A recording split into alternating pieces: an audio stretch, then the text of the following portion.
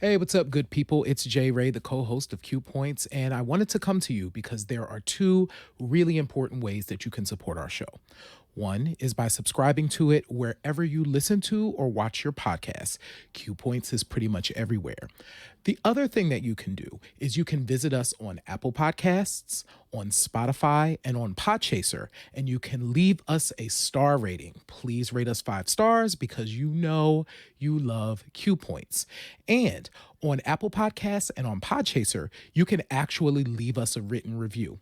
It's not required, but it really does help to spread the word about the show, and it helps people to discover it as they're looking for new podcasts to listen to.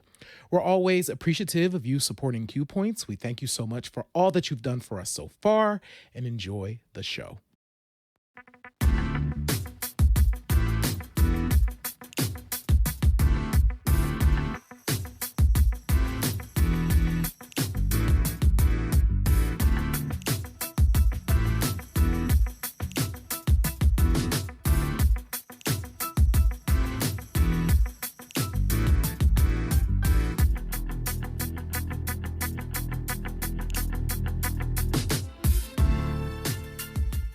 Welcome back to the podcast that is on everybody's lips.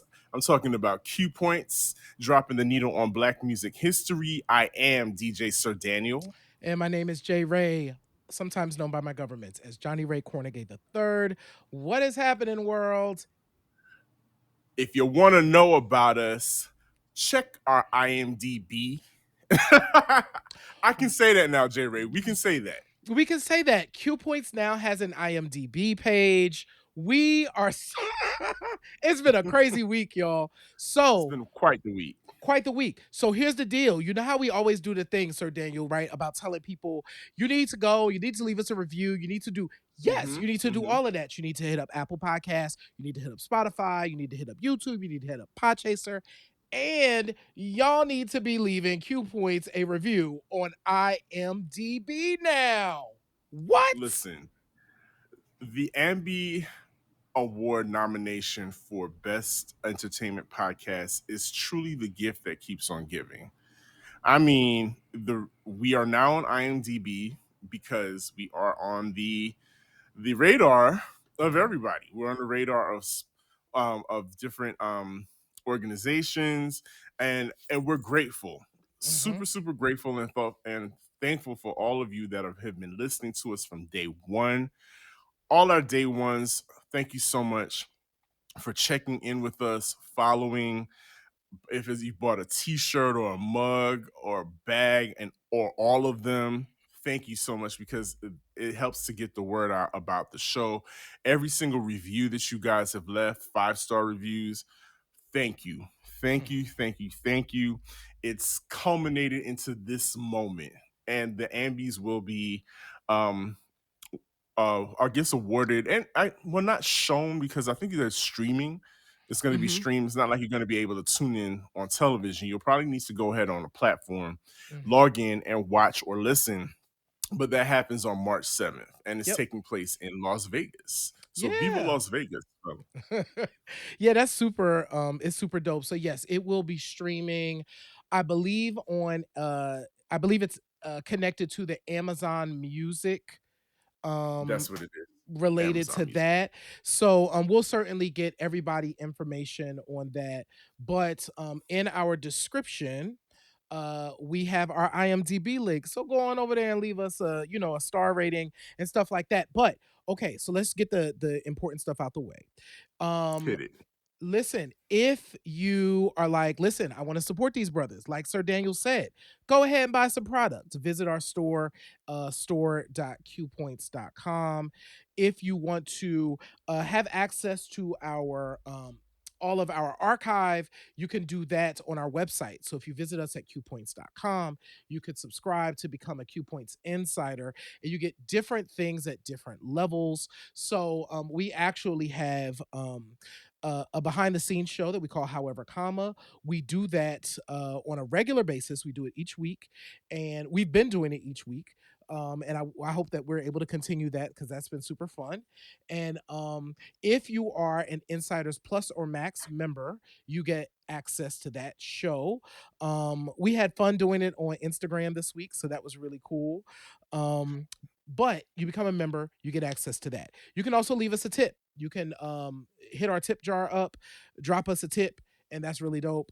But yeah, and join our newsletter too. Like that's another way to stay connected, to learn what's happening, learn what's new, and all of that. But Sir Daniel, the ambies, how does this feel? How does this feel for you? You know, like I said, we said on however comma, um, it really will be a moment that I won't forget because of how because of how I found out.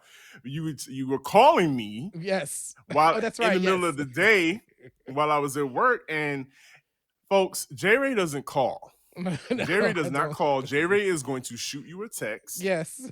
It's very, very rare that you're going to see the phone ringing and it's him. And I was just like, huh, that's different. But of course, I was in the middle of a meeting. Mhm. And so I just shot him a text like, hey, call, what is everything okay? Just shoot me a text. And he says that we're nominated for an Ambien. I'm just like, who is? Really? I mean, honest to God, it was just point blank. It was just a very pleasant surprise.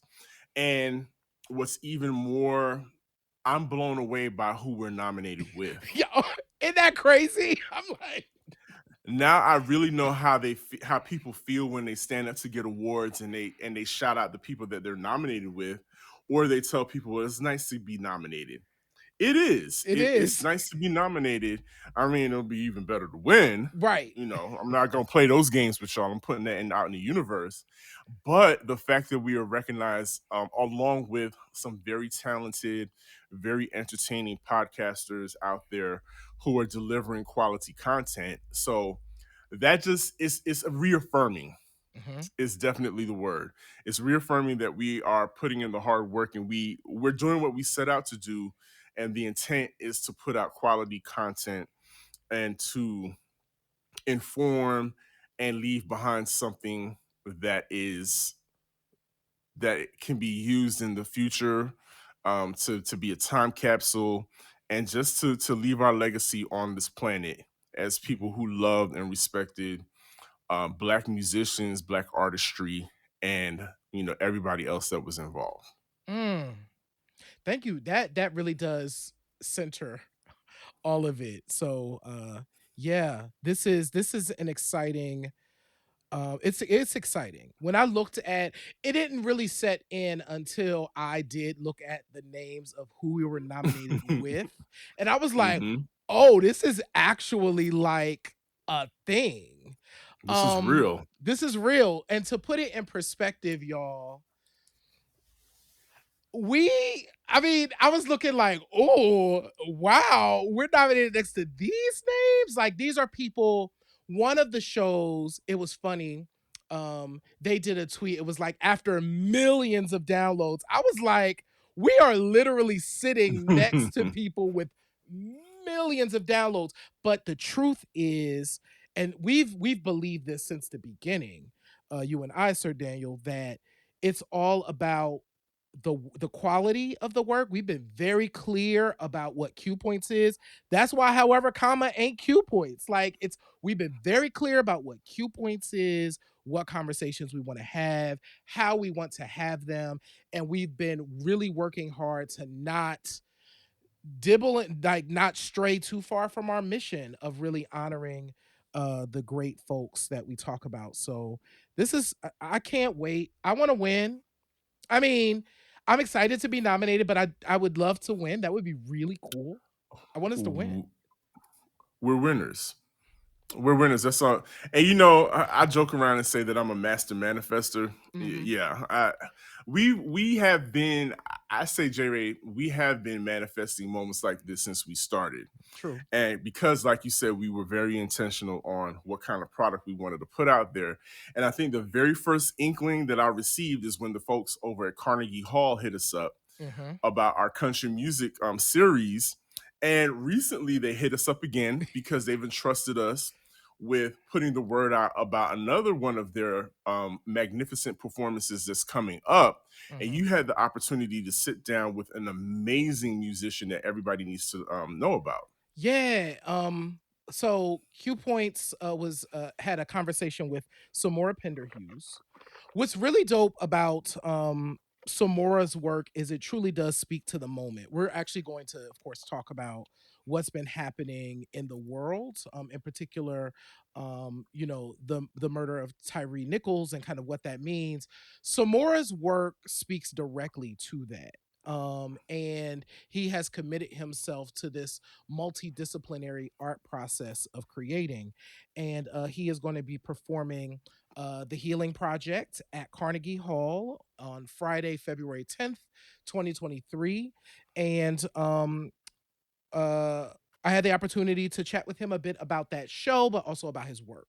And I want to play a quick clip because I couldn't have a conversation with him about his work without asking him about this time that we're in, because literally his music is speaks to it.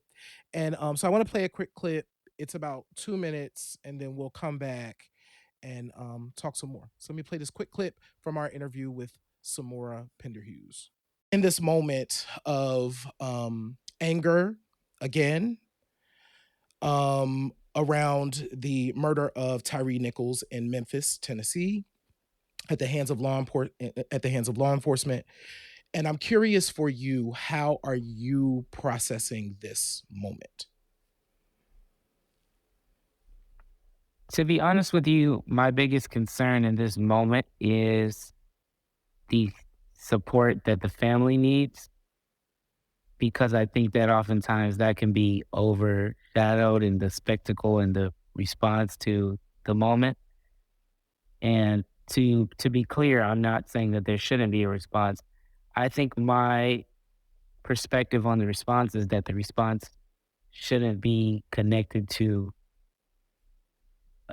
one moment, but has to be continuous. So the Yes. issue with the cycle we're in is that we only react when the most violent thing happens on camera, even though we know that these things are happening every day. And then people want to come out and do things for about 3 days, and then they want to go back and not pay attention anymore until the next spectacle. My hope is that at some point we'll figure out that we need to be consistent and we need to tap in to the organizing that is happening and the people that are being consistent. We need to join those spaces and we need to strengthen them. And we need to fortify ourselves for a long fight that is continuous instead of a kind of stutter step of response. Mm. I am very, very, very upset, of course, as everyone else is.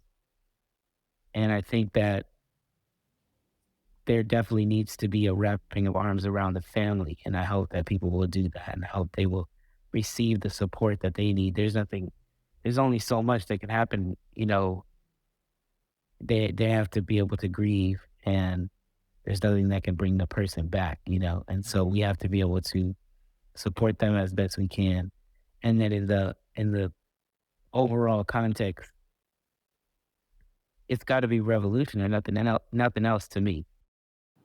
Mm.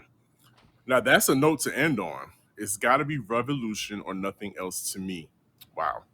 First of all, dope interview, Thank you. Thank you, brother. really dope interview, and yeah, first some more is dope, Yeah. dope brother. Um, I don't know, so let's fit wrap up talking about some more and what he has coming up, and then I guess we got to touch on the whole Tyree Nichols thing because we've spoken on it on Hmm. however comma I guess we can touch on it again here on Q Points. But Samora's upcoming concert is when again? Yes, it is next Friday, so February 10th, Hmm. 2023 at Carnegie Hall in New York City. I may actually go. So Nice. I in the lead up to the conversation that he and I had, I kind of immersed myself in all things Samora Pender Hughes and his output. And I am really intrigued by what this performance will bring. So he's going to bring in some visuals. He is going to have, of course, a full band with a lot of different elements. And this Mm, is actually going to be the New York premiere of this. He's never done this in New York, and I think he's actually New York based at this point. I know that he was born out in Berkeley, but this brother has truly committed to having this conversation about um, in particular people of color, but our relationship with the criminal justice system, and all of that in his work as a visual artist and as a musician. And his piano playing is sick. Um, and he says that where does it start for him? I was like, so do you like grab a pen and paper? Like, do you write stuff? Like, what is it? Or do you sit down at the piano and whatever? And he was like, no, it always starts at the piano because that's like the extension of his body. So he'll start mm. at the piano and the melodies will kind of come from there and then the words will come from that. So yeah, um excited to see what that is. So we're grateful. Thank you to Carnegie Hall once again for trusting us to have this conversation with an artist that's going to be on their stage, and we're incredibly grateful for that. So thank you so much to the Carnegie Yes, Hall thank team. you, Carnegie Hall. As he said, J. Ray, he put it quite plainly. We're in this cycle, Hmm.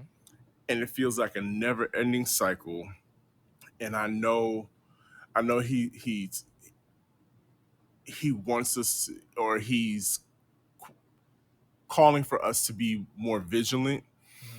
And I don't know. I think I'm speaking for probably another segment of people that are weary, Hmm. completely weary about the whole situation, the whole cycle, that it seems to be never ending. It feels like we are continuously the sacrificial lambs for what feels like some weird art, live art performance that is a snuff film, if you will, that is Hmm. being broadcasted around the world, and the unwitting stars are us, our Hmm. black people, constantly. Yep. And yeah, when I saw this again, I was like, wow, here we are again. Hmm. And I hate, as I get older, I don't say I'm desensitized to it.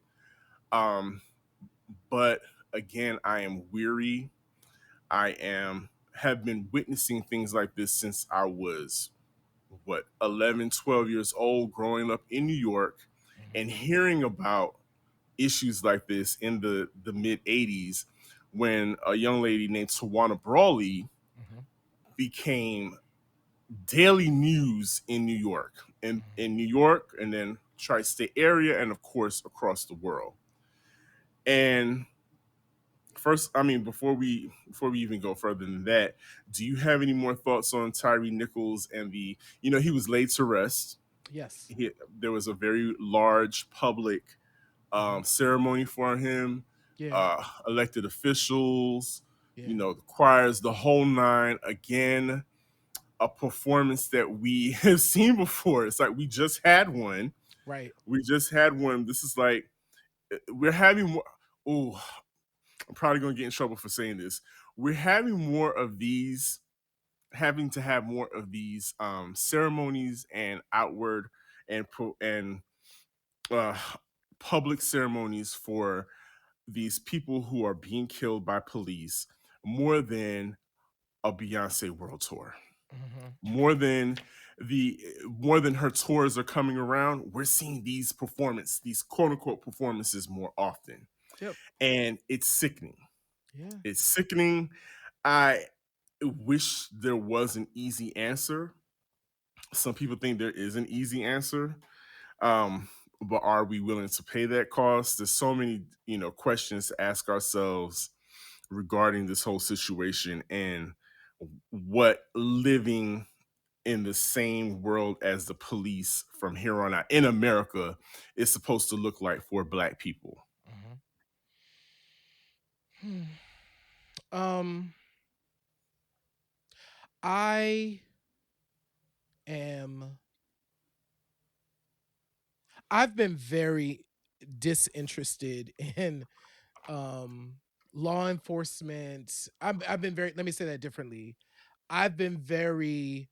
Um, I'm just not interested in like having law enforcement and like all of it. The judicial system doesn't work.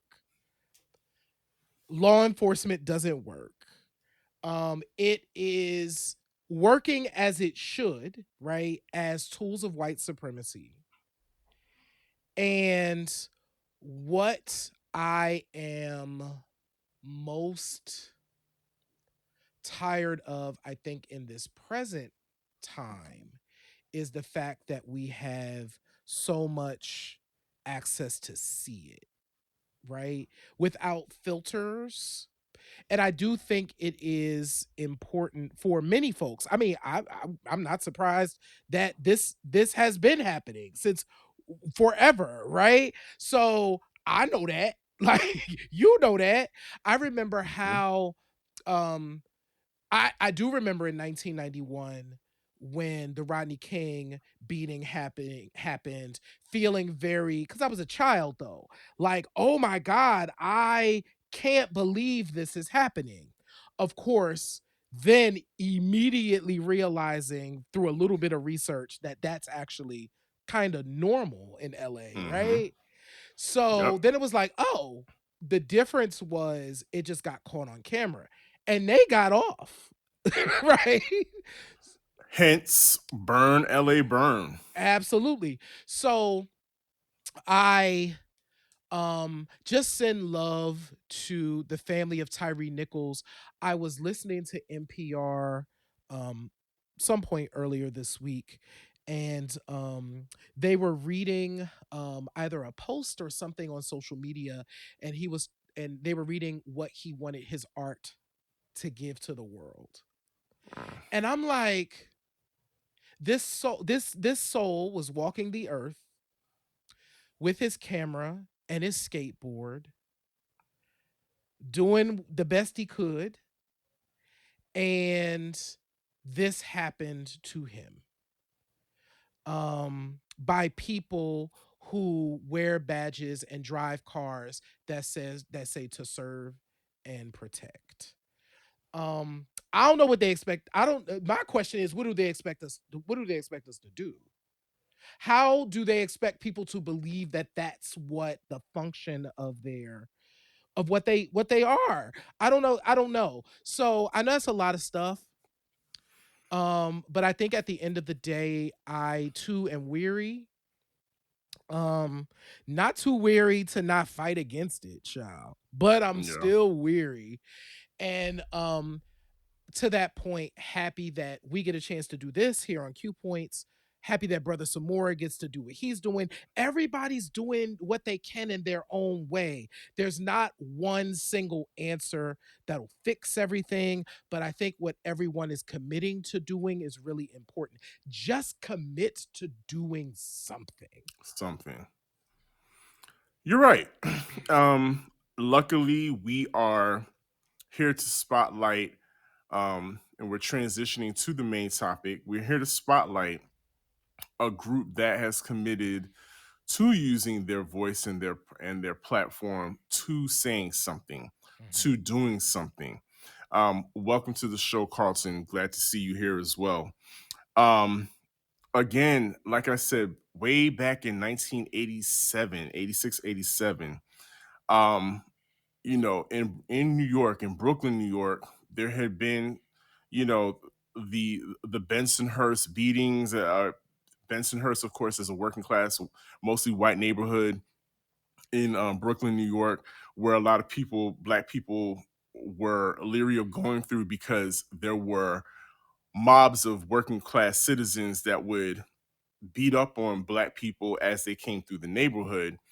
And then on top of that, there was another incident of a young lady by the name of Tawana Brawley, who, according to her reports, was assaulted and dumped into the Mm-hmm. trash and left for dead after she was assaulted by four, either three or four white men, if I'm remembering correctly. Mm-hmm.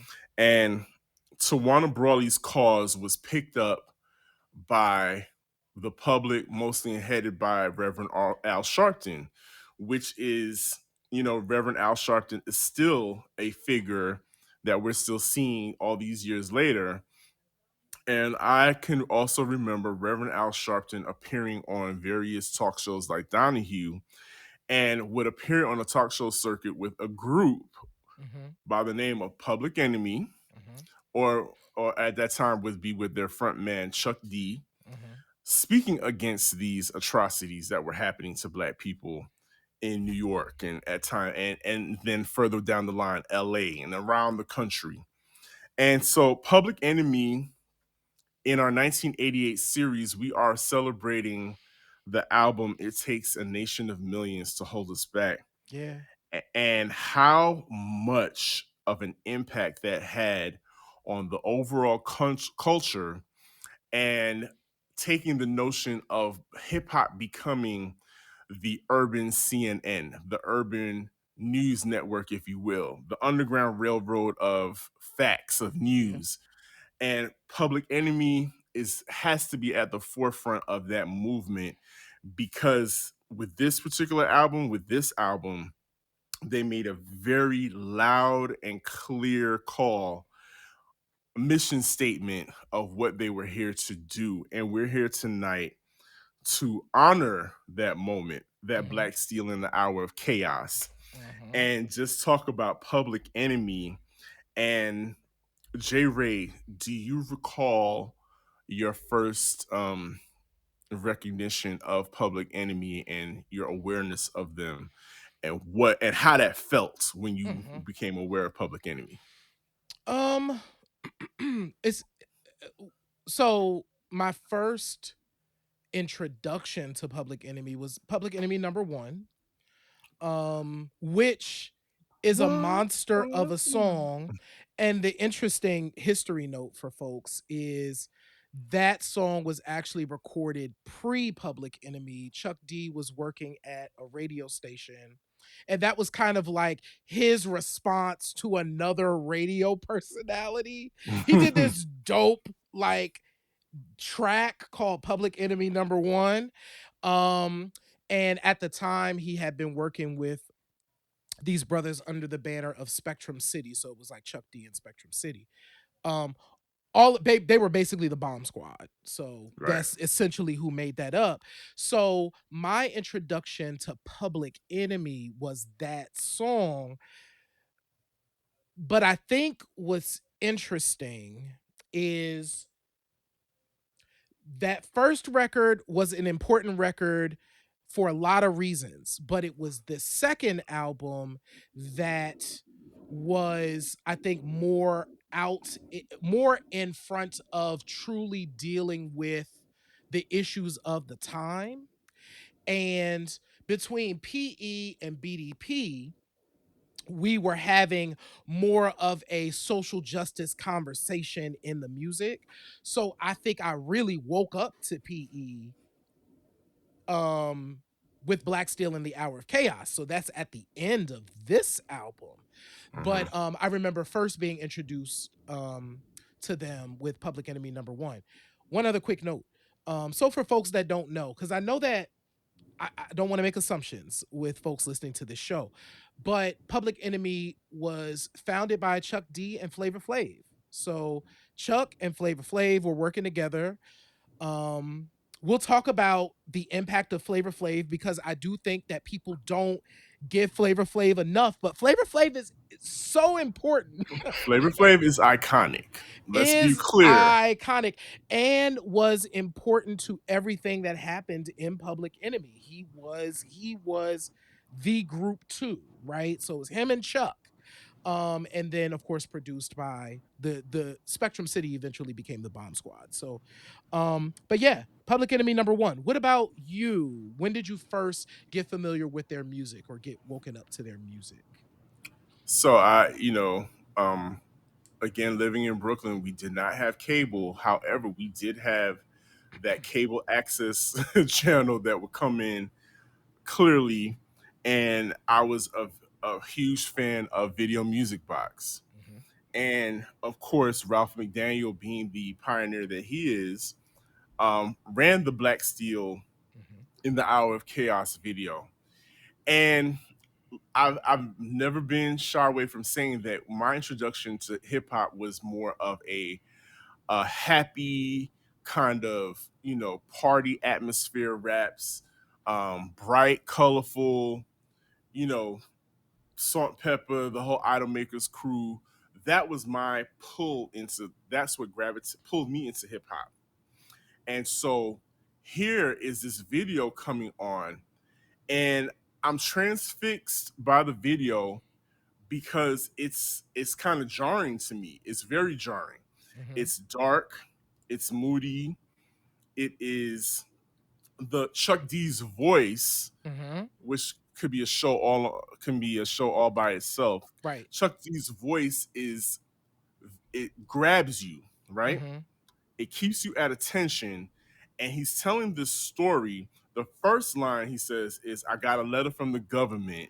The other day I opened I and read opened it. it, They said they were said it was suckers. suckers, and I'm hearing this voice, and I'm listening to the story he's telling, but I'm also looking at the story that each frame of the video is telling, because it's shot in a prison. Mm-hmm. It's reflecting what prison life is like, and how these brothers are living in prison, what happens there. And it was very stark. Mm-hmm. I'm not gonna lie, it was jarring to me. I was scared. Mm-hmm. Point blank period. I was scared. It was Mm-hmm. not, it wasn't fun. It wasn't warm. It wasn't, all the fuzzies, the warm fuzzies that the other rap songs were giving me. This was more very stark, and it was like, no, you need to pay attention to this. I'm teaching you something. Mm-hmm. And I, of course, was like, oh, hmm, this may not be for me. This may not be something that I'm running out to get. But it was everywhere. The Mm-hmm. reaction to the video, the song on the radio, it was very swift. There was always a Public Enemy song in rotation on, the weekend hip hop shows in the tri-state area, and they quickly became a fixture on the hip hop scene. And as we will discuss later, they quickly became a fixture on television, because Yeah. tabloid television and talk show television was on the rise at that point. Yep. And I think that helped the popularity of a Public Enemy. Mm-hmm. And I also recall, the area I lived in was Crown Heights. Mm-hmm. Crown Heights, Brooklyn has a huge Jewish population. And I always found it interesting. A lot of the younger Jewish kids, I would see them in the record stores, and they would ask for the Public Enemy records. So here is this is a really interesting fact about Public Enemy, and this was Mm-hmm. by design. I don't know who on the management team figured this out. It was probably actually Hmm. Rick Rubin. It was probably Rick Rubin that figured this out, because we have to remember that PE was not marketed the same way as other hip hop groups of the era. Not at They all. were kind of marketed like a rock band. And in fact, if you Mm. look at reviews from their very first record, Yo Bum Rush the Show, the reviewers would talk about, like, they would define them and kind of talk about them like they would talk about rock bands. But they were obviously a hip hop group, right? But They were the epitome of kind of like hip hop's version of what punk would be, because Yes. you have these idiosyncratic productions that are multi-layered, right? James Brown is the foundation of almost every production on PE for like the first 3 albums. Like they Listen. they basically was going through all of the James and then layering all these things on top. So you're right. So Public Enemy were very appealing to white listeners. I remember being in camp and just do-gooder white hippies all Mm-hmm. played Public Enemy because for them this was counterculture. They were Yes. talking about, the government. They were talking about the system. They were pushing back against the man. Da da da da do. And what I loved about it though was we didn't they weren't selling out though. Like they weren't in the sellout group, even No. though even when you go back and look at pictures of Public Enemy shows from the earliest days, it's tons of white people at Public Enemy All shows. in the front row, totally, like all white kids, just like you said, white kids, suburban, Mhm. college white kids, they were in the front row. I mean, jumping up and down for Minister gosh, what is his name again? Who? Uh Professor Griff. Professor Griff, Mhm. and the S1Ws, I W's. mean, Mhm. going nuts in the front row. And I also think it was partly just how you say they were marketed, not necessarily their pictures being used to market the band, but the Mhm. iconography of the soldier in the Target. crosshairs, the target Yeah, in the crosshairs was marketed. And those kids ate that shit up. They ate it up. Their marketing was absolutely. A1. Absolutely. And so, um, really quickly, I just want to run through because one of the other interesting things, Chuck D was the opening king. And so I just want to go through the singles. I'm just going to go through the singles and I'm going to read what he said to open the Mhm. song. So we got Rebel Without a Pause. He said, yes, the rhythm, the rebel, without a pause. I'm lowering my level. Just bringing you in. Can you do that again, but this time just make it a little, a little lower in your register. Yes, the There ribble, we go. the rhythm, the rebel, without a pause. I'm lowering my level. You know, and you have Flav in the back. So that was Rebel Without a Pause. We're gonna do Bring the Noise. Mhm. Bass. How low can you go? Death Row, what a brother know. Once again, back is the incredible Rom Animal, the uncannibal D, Public Enemy #1. These are great. These openings are iconic, right? It keeps going. Don't believe the hype. Okay, so we're gonna go. Don't believe the hype. We're just gonna go to the top. Mhm. Back.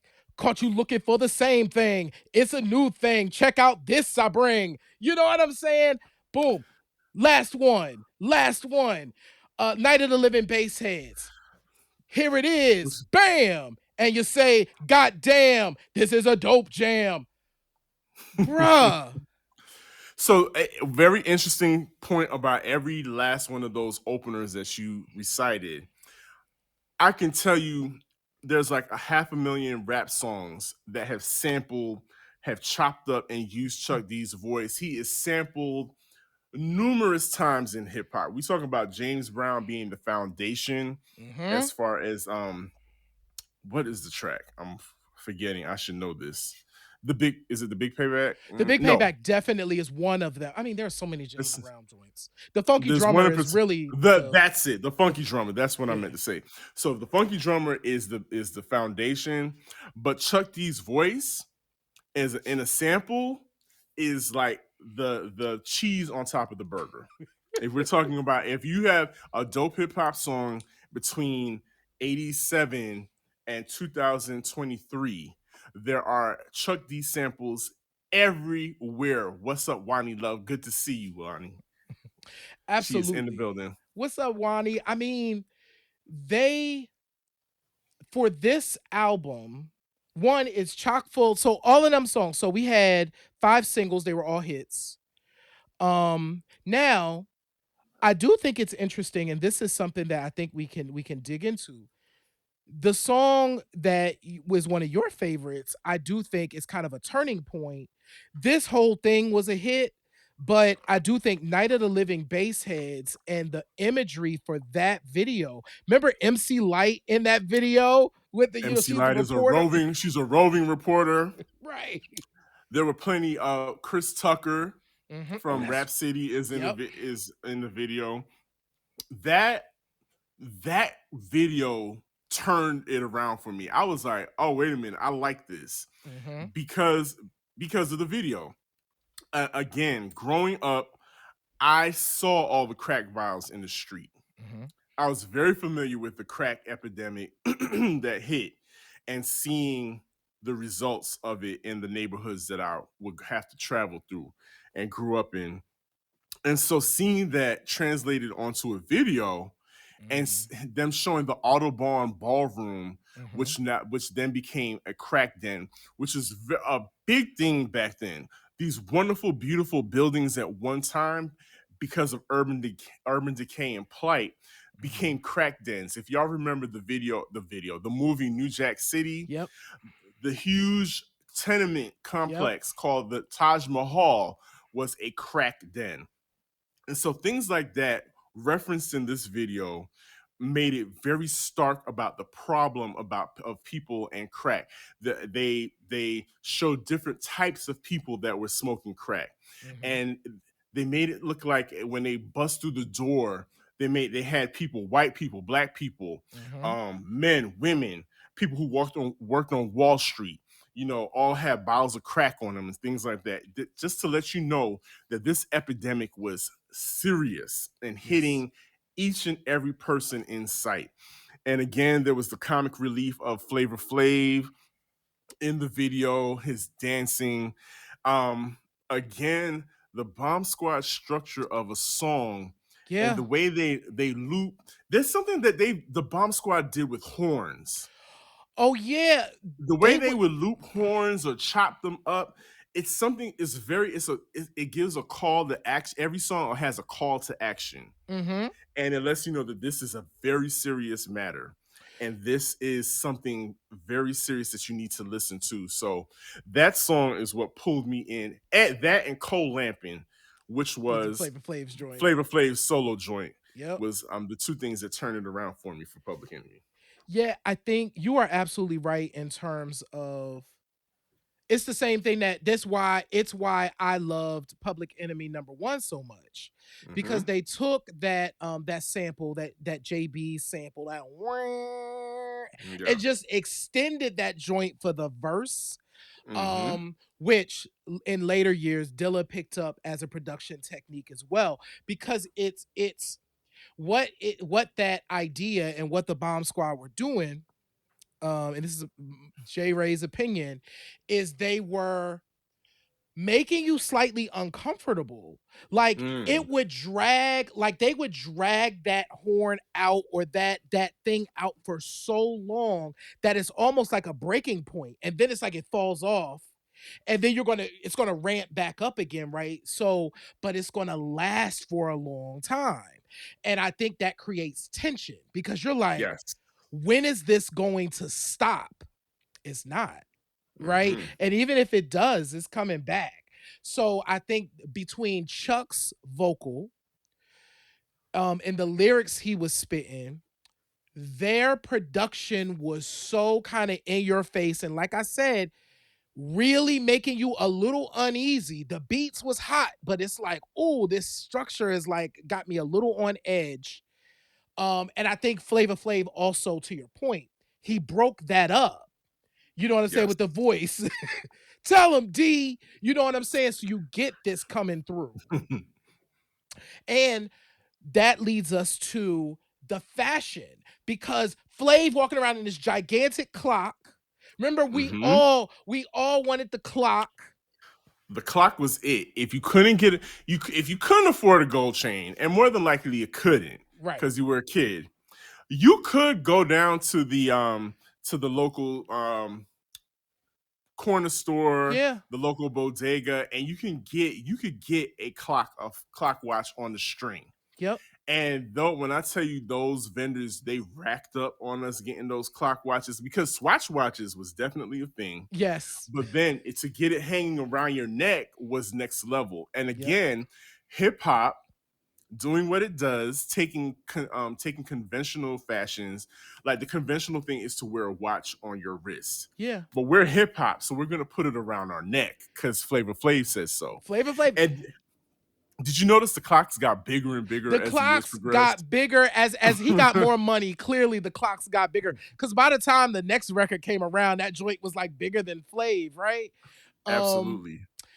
So you have that. You have also the introduction where Chuck kind of had this very clean, he the baseball jacket or whatever jacket he was Yeah. rocking, the sneakers, the jeans. It was always a t-shirt and a cap, right? So Sometimes a t-shirt. sometimes a t-shirt. Because in getting ready for this show, I was like, wait a minute.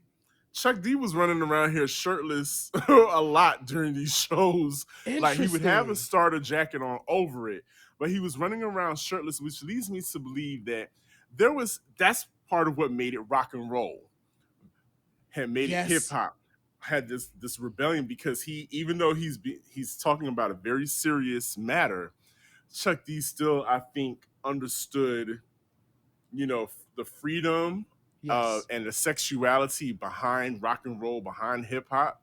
So just me thinking out loud, thinking, this is part of what his contribution to the fashion trend at that time, because those baseball jackets definitely became even more popularized because of a Chuck D.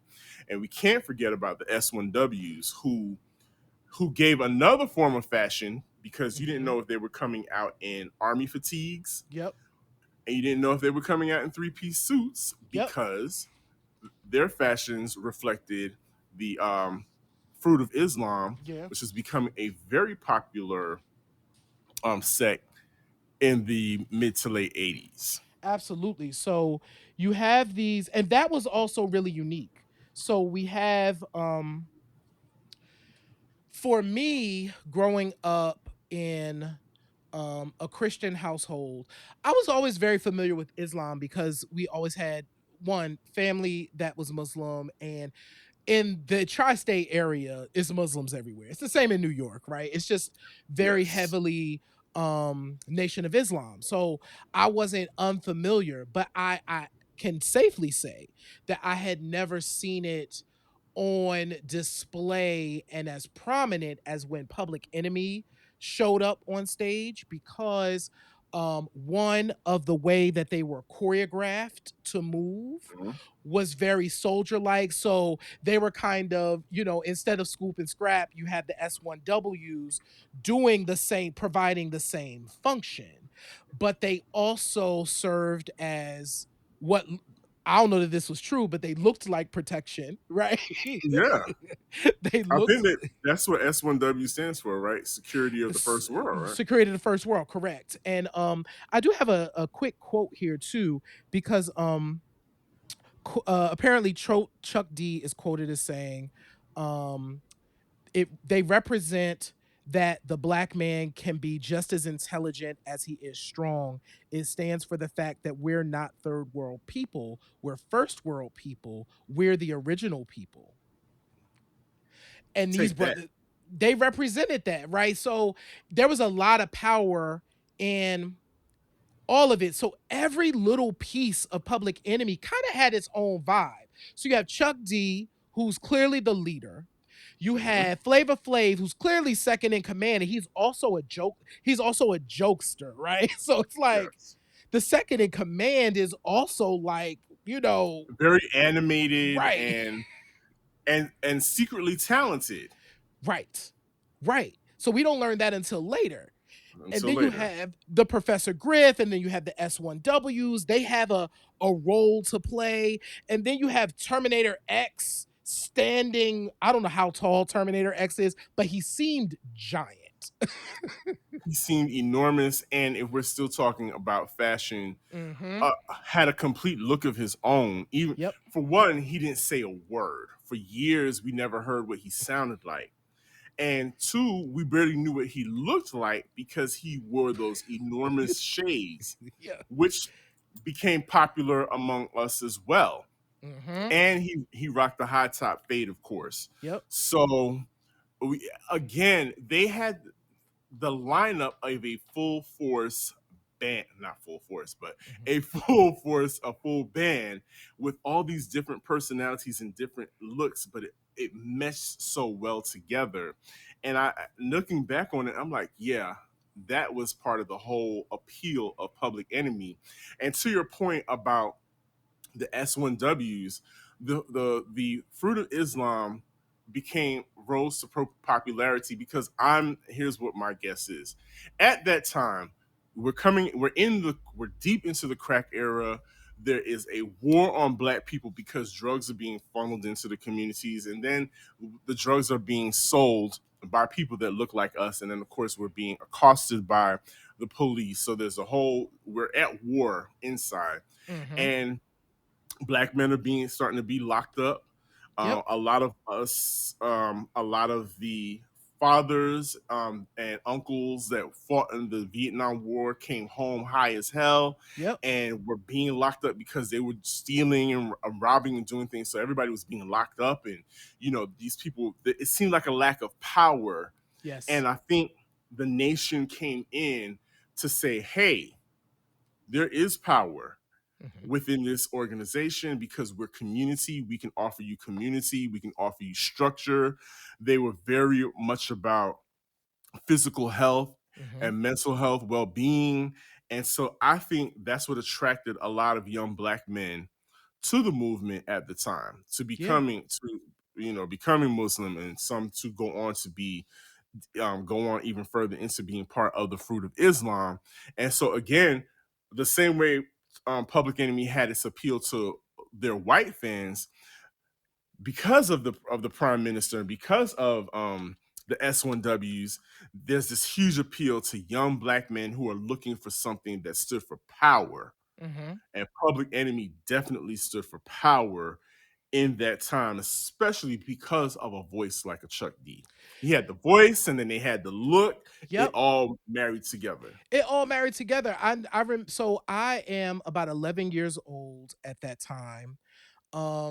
This is probably the time when a family friend, his name is Aziz, he used to pick all the kids up and used to take us to school in his Dodge Caravan. So we would pile in the van, and he would always have me sit in the front, and he would be like, um I don't know what he used to call me. I'm sure he had a name for me. And he would Okay. say, "You um turn to this page, dot to dot, read this scripture." And so I would have to read it on the way to school every time and then explain to him what I read, right? So I really kind of reacted also to that idea. Um, I think it helped me to think, you know what I'm saying? And to start to ask questions. Um, so even for me, I was introduced to uh the Honorable Minister Louis Farrakhan through listening to this album. I was introduced to Malcolm X through listening to this album. These are names that I wasn't really familiar with, and then I got to ask questions, right? But it was through listening to this record that I did it. So even for young black boys, watching Public Enemy gave me something. And so for years, I told you this, for years up until like my college years, Public Enemy was my favorite rap group. Um because I felt like it was not only entertainment, it was not only like dope musically, it was also a message that I could get behind, and I felt like it strengthened me in a way that I needed to be strengthened as a young black man or young black boy. Um and that was really important at the time. And you know what else I remember at that time? The biography of Malcolm X was Mhm. being circulated a lot amongst Yeah. young people. Black people, One of my favorite books especially of all time. especially young Black men. Hmm. And it again, Public Enemy Yep. being at the forefront, um, referenced Malcolm X, Hmm. had his visuals in the videos a lot. And Hmm. so, with that, again, another reason why young Black men started to gravitate to the teachings of Minister Farrakhan and Malcolm X. You know, you were having it reinforced, and Public Enemy is encouraging us to say, "Hey, pick up these books, find out what these brothers had to say." And I think a lot of young men had an awakening because of Public Enemy, an awakening that wasn't happening with a lot of other groups, because again, we were in a time when things were changing, Hmm. and the phrase knowledge of self, I remember, begins to start floating around, Hmm. and people are looking for ways to improve their knowledge of self or to elevate themselves. And I really do believe Public Enemy is one of those factors to help start ignite that movement within people within the community. You know what this is bringing up for me? You said something that is true. And I think it could really help today. Encouraging people to read. Like encouraging Hmm. people to pick up a book and read does something. Like it really does, especially when someone who you perceive as like cool, Yeah, it exactly. encourages you to do something and you feel like they've done it. For young people, that's really powerful. And oh my God, we have lost we talked to our Canadian cousins. They reminisce over you last night. We're going to give you their information too because y'all need to follow them. But we talked about recipes getting lost. And I Absolutely. think that one of those recipes that got lost, that's why we where we at. All that's why we where we at. We have lost the things that got folks to get all the money that they got. The things that got people to the top, we kind of just left them where they were and just like moved on. And we need to go and pick up the lessons from Public Enemy and It Takes a Nation of Millions to Hold Us Back. The lessons from BDP and By Any Means Necessary to see what those brothers was talking about because it inspired a whole generation and this generation needs to be inspired like that. Oh, absolutely. To your point, the books aren't being passed around like they used to. Books, period, aren't being passed around like they used to. But that's a whole nother story. Matter Right. of fact, because they're taking books out of classrooms, Right. banning them. So imagine having someone like a DeSantis around in late 88, 89, where people are picking up the autobiography of Malcolm X, the biography of Malcolm X, and all the different teachings of these Black nationalists and Mhm. revolutionaries that are coming to popularity. Luckily, we had tabloid television. Like I said earlier, you know, the rise of tabloid television gave people like Public Enemy, Mhm. Chuck D, and people that were on that same circuit. You would always see them on the same circuit.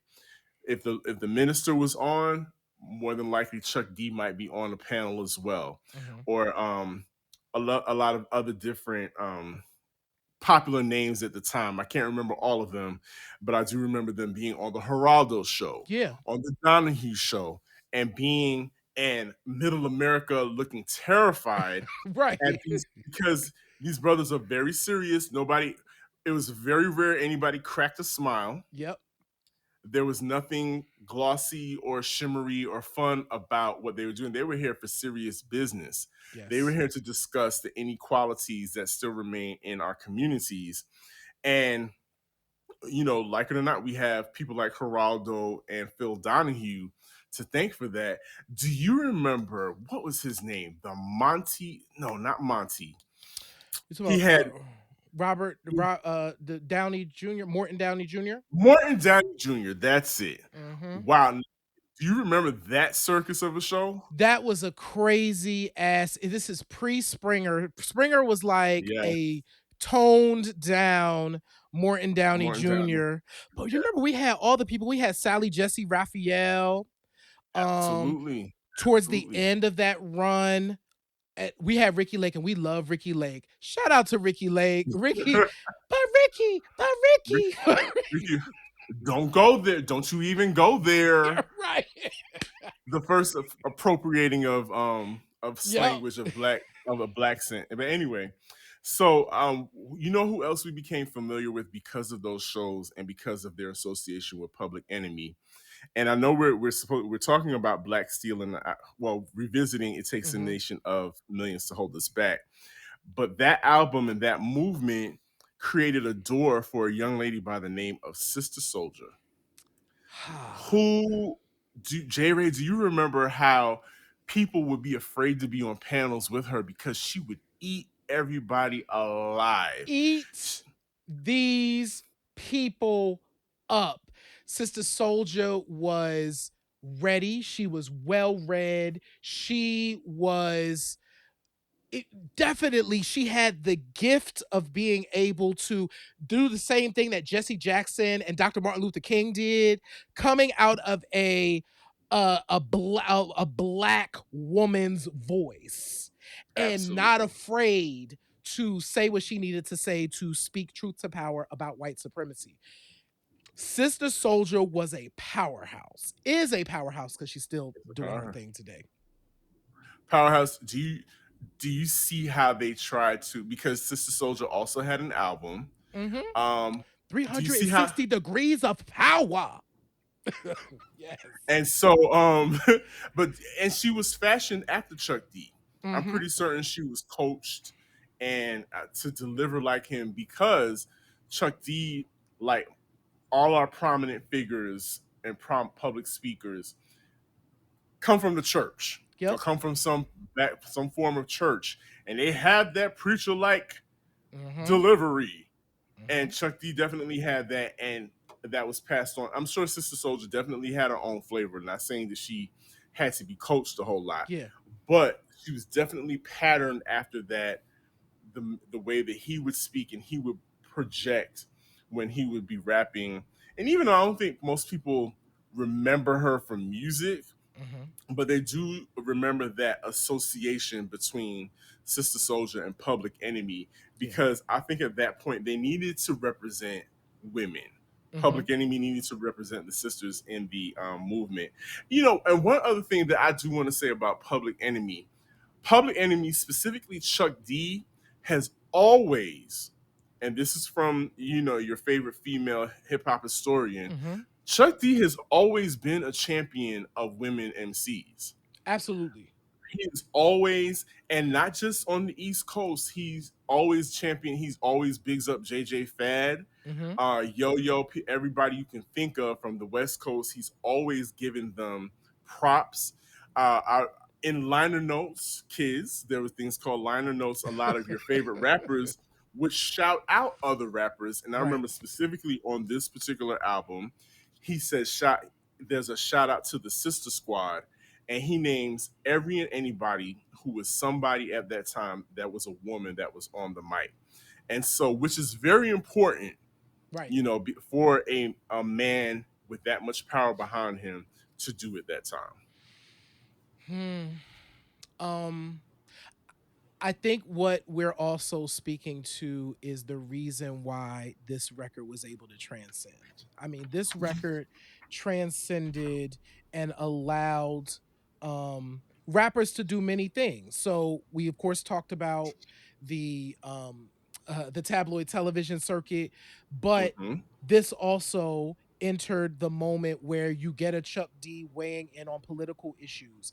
It made Yes. way for for Ice T and Ice Cube and all of these Mm-hmm. other rappers with a point of view to be able to now weigh in other ways. And so now your CNBCs and your NBCs are coming to look at coming to ask what the rappers have to say, because by this time, rappers are now really settled in talking about social issues in the music, and the community is responding to it.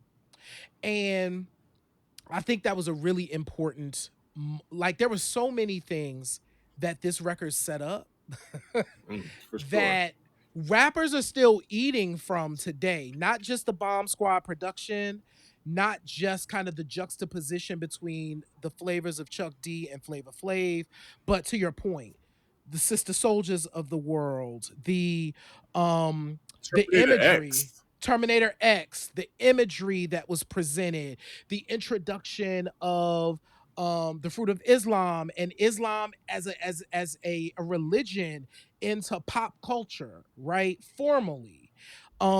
This record set all of that up because this record was a hit.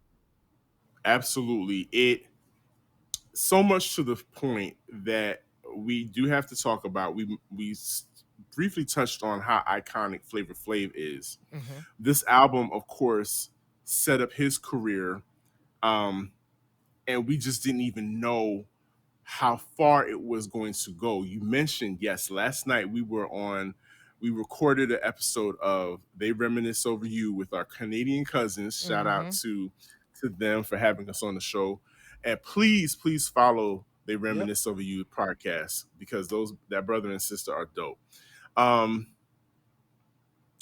he Flavor Flav, because of his outstanding personality, as we said earlier, we nobody realized how talented he was, right? Right.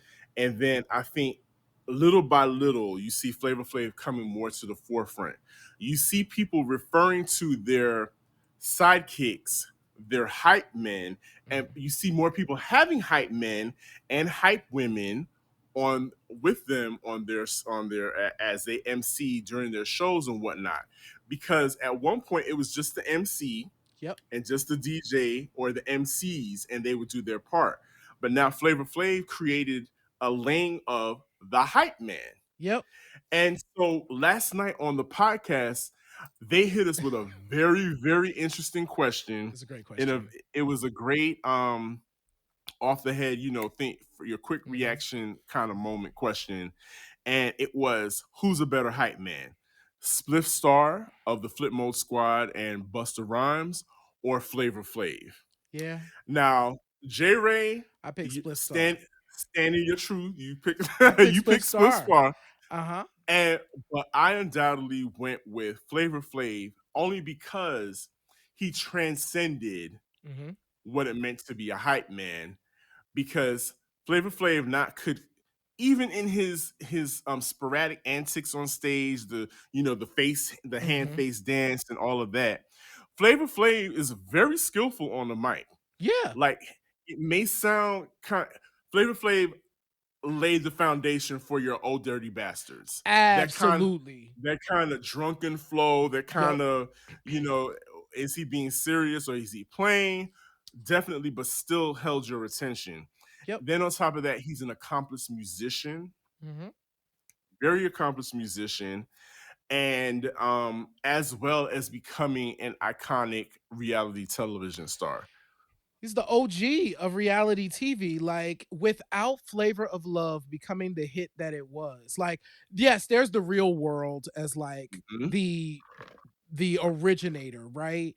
But Flavor of Love ushered in this whole current era of reality TV, the competition show. We have, what is it? What's the show The where Bachelor. the Bachelor, because of Mhm. Flavor of Love, right?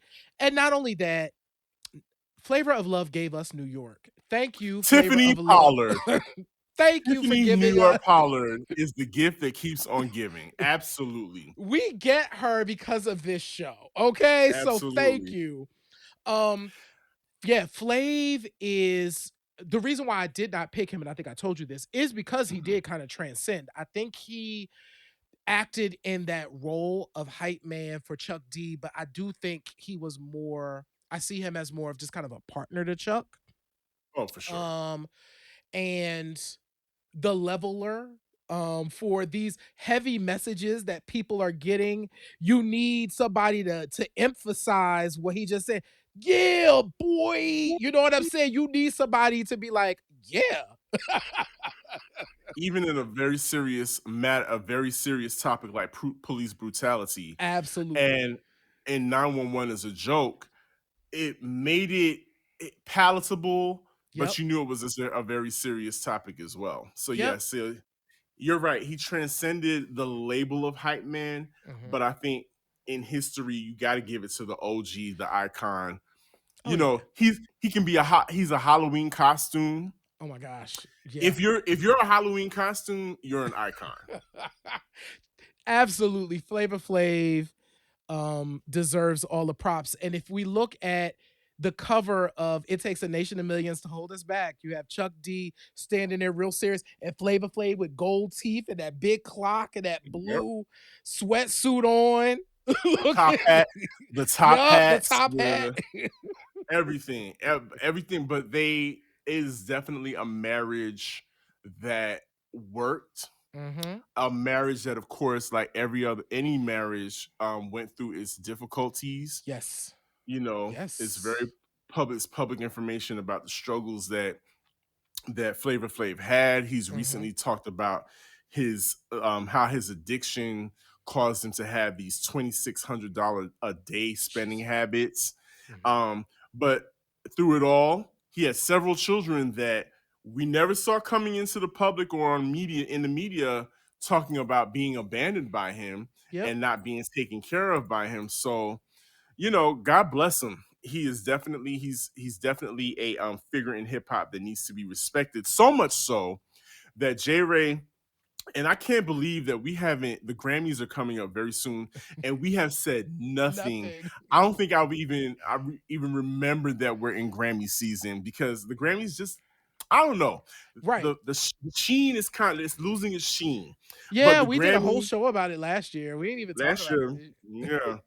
But I just so happened to see that on in this coming up broadcast of the Grammys, they are paying homage to the 50th birthday of hip hop, and in that lineup, people like Missy Elliott, Queen Latifah, Salt and Pepper, um, anybody you can think of, including Public Enemy, will be on the roster to honor the 50th birthday of hip hop, That's dope. which is iconic because rewind Yes. 30 years ago, Chuck D, Salt Pepper, Jazzy Jeff and the Yeah, Fresh they Prince did the are protest.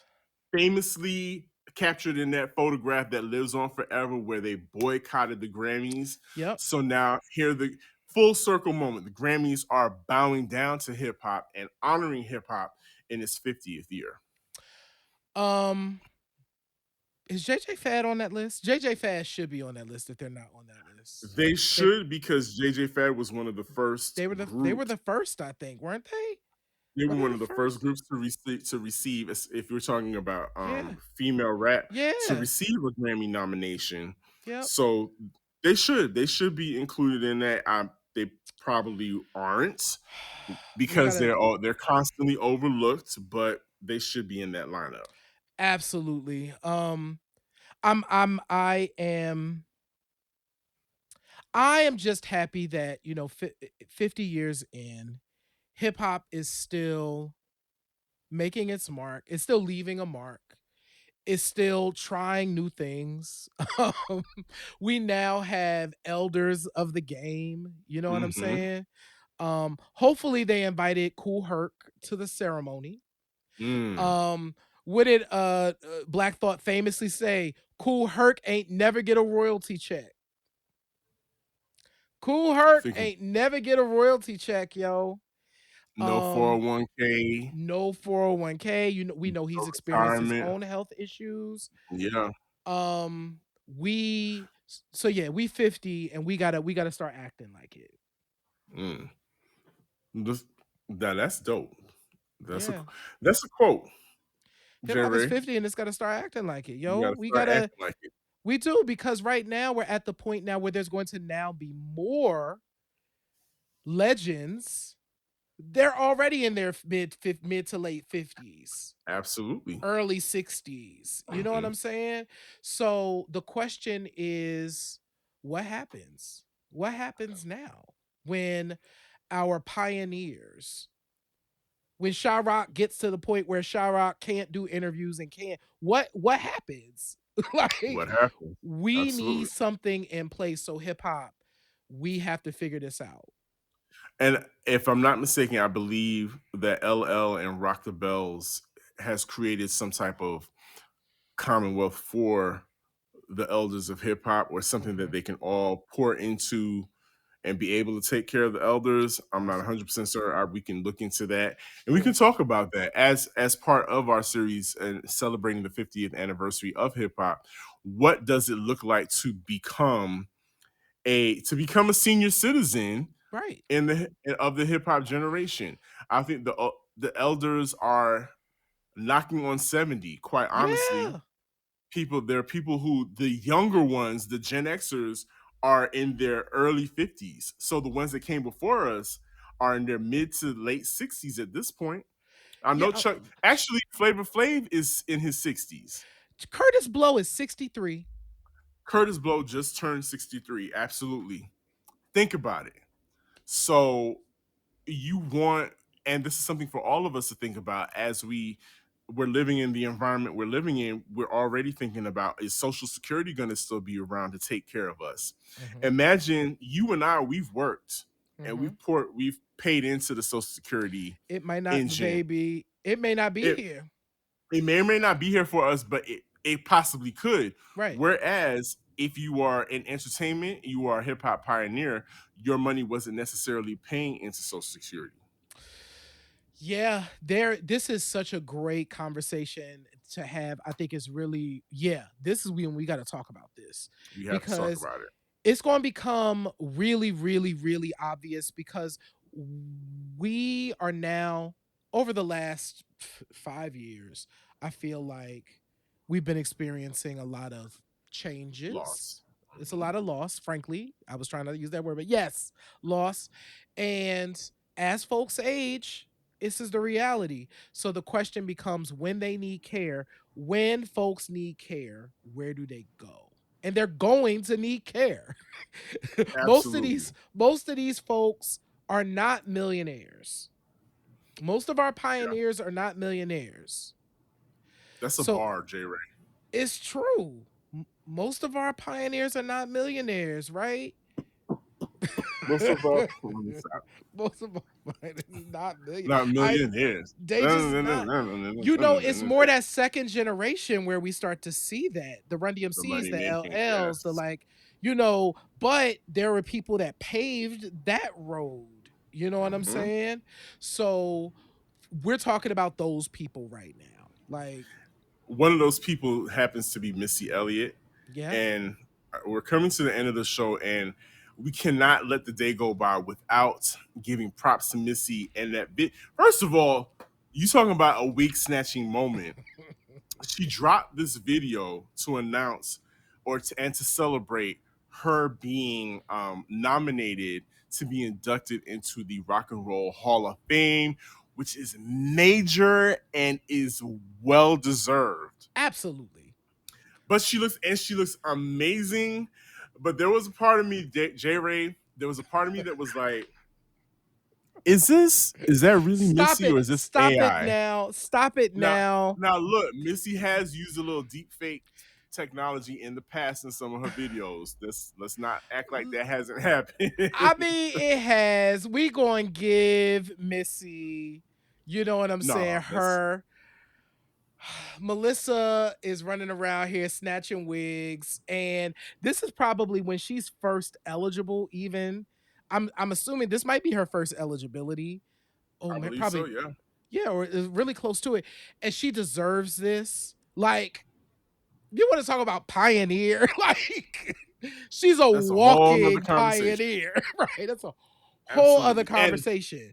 and living and needs to be living legend that needs to get it now. She's a living legend. She's had her health scares, but thank God we still have her. Yes. you know? And she's So, still able to get on the mic. She's still able to do the things that she wants to do. Cause Shot Up Checks is long. She don't have to do nothing. wow.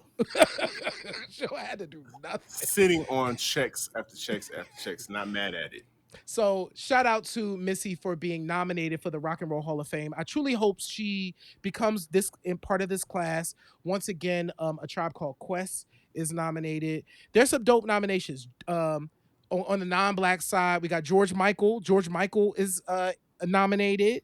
I will Um, I will sign off on that one. I I'll will co-sign that one. absolutely sign off on. We might have to just do a Q Point show for the non-black people that are nominated that we love. Because I think Boy George might be nominated. Bitch, We give me a Boy live George for and Boy a George George, Michael right absolutely. now. Let me. I think that's true. I might be lying, but I think Boy George is on that list too. But yeah, congratulations to Missy Elliott. It is well deserved. And if y'all haven't, y'all should go back and revisit our 2022 Rock and Roll Hall of Fame series. It's really dope. Absolutely. It includes Dionne Warwick, Lionel Richie, Fela Kuti, and A Tribe Called Quest. It's really dope. Yeah. And some dope interviews with Yep. Masiki Masiki Scales Scales and and DJ DJ Rasta Rasta Root. Root. Yep. So please go ahead and check that out when you have the opportunity. J Ray, we are wrapping up for the evening. Sir, this has been a dope episode as usual. I want to publicly thank you for all the hard work that you do on behalf of this show. I've said this before. Cannot imagine doing this show with anyone but you. And so, cheers to us and the future of Q Points and everything that is happening here. I thank you so much. And again, thank you to our listeners, Thank our you, day man. ones, our listeners and viewers. We thank you so much. But you know what else I always say, J Ray? In this life, you have a choice. You can either pick up the needle or you can let the record play. I'm DJ Sir Daniel. And I'm a very grateful for DJ Sir Daniel, J Ray, and peace, y'all. This is Q Points dropping the needle on Black music history. We'll see you on the next go round. Peace. Peace.